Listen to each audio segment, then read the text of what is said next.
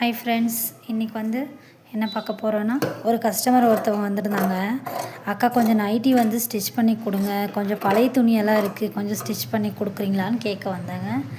அது நான் சொன்னேன், ஏன் கேட்க வந்தீங்க, கையோட துணியும் எடுத்துகிட்டு வந்திருக்கலாமில்ல அப்படின்னு நான் சொன்னேன். அவங்க இல்லைக்கா, வேறு பக்கம் நான் எடுத்துகிட்டு போயிருந்தேன். அவங்க பழைய துணி நைட்டியெல்லாம் நான் தைக்க மாட்டேன், என்னோடது புது மிஷின் நான் இப்போ தான் வாங்கியிருக்கிறேன், அதனால் நான் பழைய துணியெல்லாம் ஸ்டிச் பண்ண மாட்டேன் அப்படின்னு சொன்னாங்க.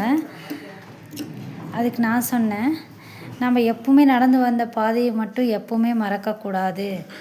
அதனால் புது மிஷின் வாங்கினதுனால நான் பழைய துணி தைக்க மாட்டேன்னெல்லாம் சொல்ல மாட்டேன். நம்ம புது ட்ரெஸ்ஸு தைக்கிறத விட நம்ம பழைய துணி தைக்கிறதுல காசு அதிகமாக கிடைக்கும். அதனால் டைலர்ஸ் அண்ட் பிகினர்ஸ் யாராக இருந்தாலும் நான் பழைய துணி கொடுத்தா நான் தைக்க மாட்டேன், பழைய துணி தைச்சா என் மிஷின் பாழாயிரும்னு நல்லா சொல்லாதீங்க.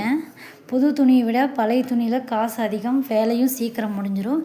அதனால் இனிமேல் யாராவது பழைய துணி கொடுக்க வந்தால் நான் தைக்க மாட்டேன்லாம் சொல்லாதீங்க, தைச்சி கொடுங்க.